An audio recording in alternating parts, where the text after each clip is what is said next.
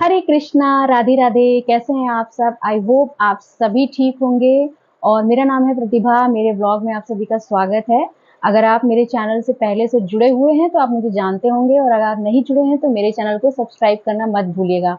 आज सुबह मैं अपने मंदिर की कुछ चीज़ों की सफाई कर रही थी, तो मुझे ध्यान आया कि ठाकुर जी की सेवा से रिलेटेड मैं जो आपसे चीज़ें शेयर करती हूँ तो मुझे ये भी ज़रूर बताना चाहिए। तो आज मैं आपके साथ शेयर करने आई हूँ अपना शंख कलेक्शन। जी हाँ, मैं आपको दिखाने जा रही हूँ कि मेरे पास कौन-कौन से शंख हैं। और हिंदू कल्चर में शंख का इतना ज़्यादा महत्व है, ये सभी आप जानते हैं, क्योंकि भगवान नारायण हमारे क्षीर सागर में वास करते हैं, यानी कि समुद्र के अंदर। तो ज़ाहिर-सी बात है, शंख जो है उनको बहुत प्रिय है। तो शंख का कलेक्शन, जहाँ ठाकुर जी की सेवा हो रही हो या नारायण भगवान की भक्ति हो रही है, कृष्ण भगवान की भक्ति हो रही है, तो वहाँ तो शंख बहुत इम्पोर्टेंट है। तो चलिए मैं दिखाती हूँ कि मेरे पास कौन-कौन सा शंख है और ठाकुर जी को कौन सा शंख सबसे ज़्यादा प्रिय है, और ये भी बताऊँगी कि कौन से शंख की क्या इम्पोर्टेंस है, और शंख जो है किस-किस डिज़ाइन का फ़िलहाल मेरे पास मौजूद है, वो बताऊँगी सब। फ़िलहाल मेरी बच्ची की अगर आपको आवाज़ आ रही हो, तो उसे इग्नोर कीजिएगा। मेरी बच्ची से तो आप सभी मिल ही चुके होंगे। सबसे पहला ये शंख आप सभी जानते हैं। ये ब्लोइंग शंख है, यानी इसको बजाया जाता है। ये शंख विष्णु शंख भी होता है, विष्णु जी के हाथ में होता है ऐसे करके। इसको हम विष्णु शंख भी कहते हैं, और ये ब्लोइंग शंख भी है। इसको बजाते हैं, पूजा की शुरुआत में 3 बार बजाते हैं और पूजा के अंत में 3 बार बजाते हैं। और इस शंख में जो स्ट्रक्चर होता है, उसका एक खास भेद होता है दूसरे शंख से। वो भी मैं आपको भी बताऊंगी, वो मैं दिखाऊंगी। इस शंख को मैं भगवान की पूजा में बजाने के लिए इस्तेमाल करती हूँ, और ये मेरे मंदिर में किसी भी कपड़े से कवर करके वहाँ रखा रहता है जहाँ पे पूजा का सामान रहता है। इसे मैं मंदिर में स्थापित नहीं करती हूँ। इसको बजाना होता है ना, तो इसको उठा के जब हम बजाते हैं फिर इसको हम धोते हैं, फिर वापस रखते हैं। मंदिर में हमेशा एक ही शंख रखा जाता है। तो मेरे मंदिर में कौन सा शंख रखा रहता है ये भी मैं आपको दिखाती हूँ। ये है दूसरा शंख। अगर आप इसको ध्यान से देखें तो इसमें बजाने वाला सिस्टम नहीं है। तो इस शंख की पहचान क्या है, नाम क्या है, ये मैं आपको बताती हूँ। इस शंख को दक्षिणावर्ती शंख कहते हैं, और जो ये शंख होता है इसको वामावर्ती शंख कहते हैं। अगर आप देखो तो दोनों का ये ओपनिंग है, ये ऑपोजिट साइड में है। तो जब हम ऐसे इसको हथेली पर रखते हैं, इस तरीके से जब हम इस तरीके से रखते हैं तो आप देखो तो ये वाला पोर्शन जो हमारा राइट साइड पे खुल रहा है, लेकिन जब हम इसको रखते हैं इस तरीके से, तो ये वाला पोर्शन हमारा लेफ्ट साइड पे खुल रहा है। तो दोनों के खुलने का जो सिस्टम है वो अलग अलग होता है।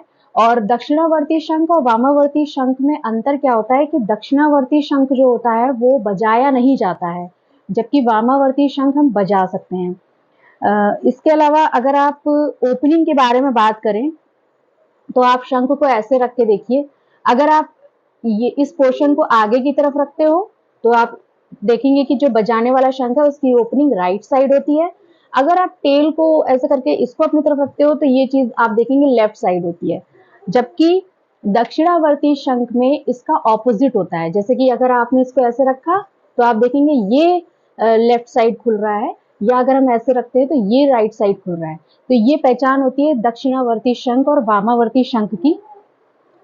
दक्षिणावर्ती शंख क्यों है सबसे डिफरेंट? ये तो विष्णु शंख हो गया।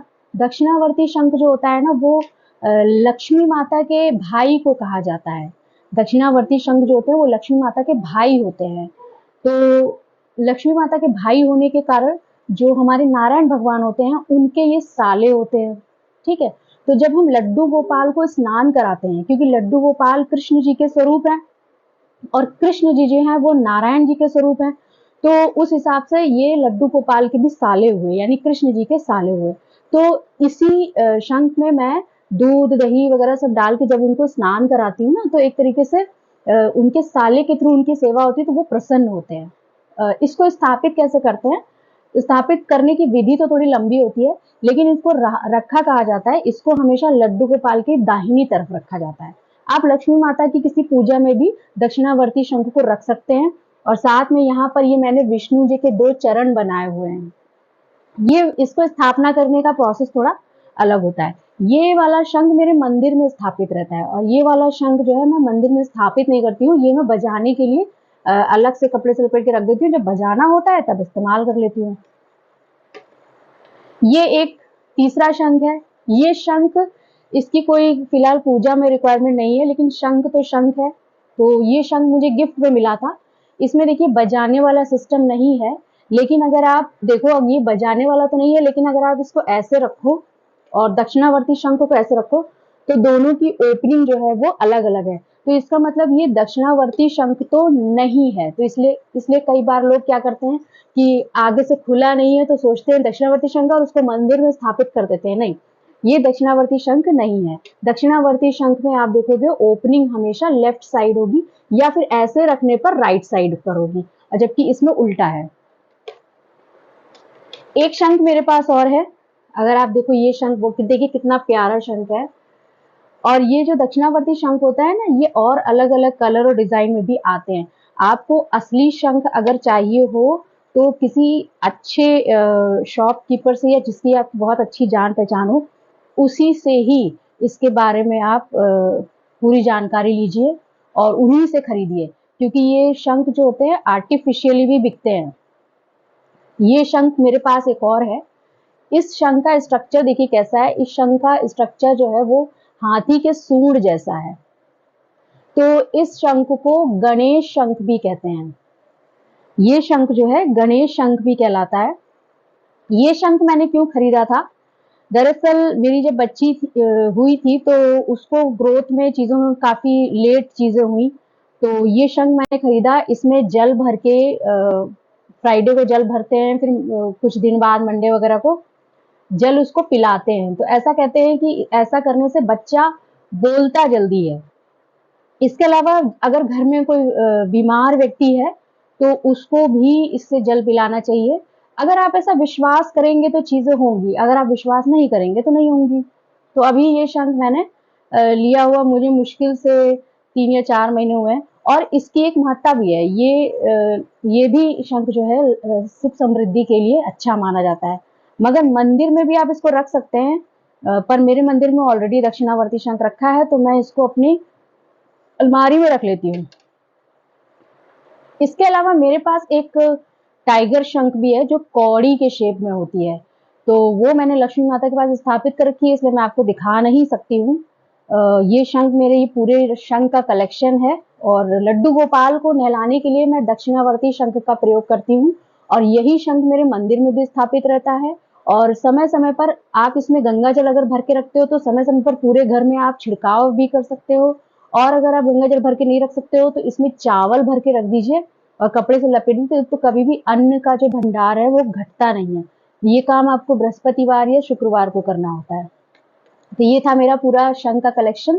कैसा लगा बताइएगा जरूर। और अगर आप अपने लड्डू गोपाल के लिए शंख लाने के सोच रहे हैं तो, या उनको स्नान कराने के लिए कौन सा शंख प्रयोग किया जाता है, तो याद रखिएगा ये दक्षिणावर्ती शंख प्रयोग कीजिएगा। और इसकी पहचान मैंने आपको बता दी है। इसको बजाया नहीं जा सकता है।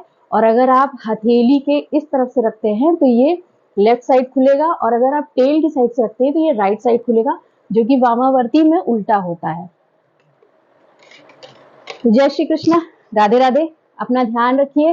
हरे कृष्णा।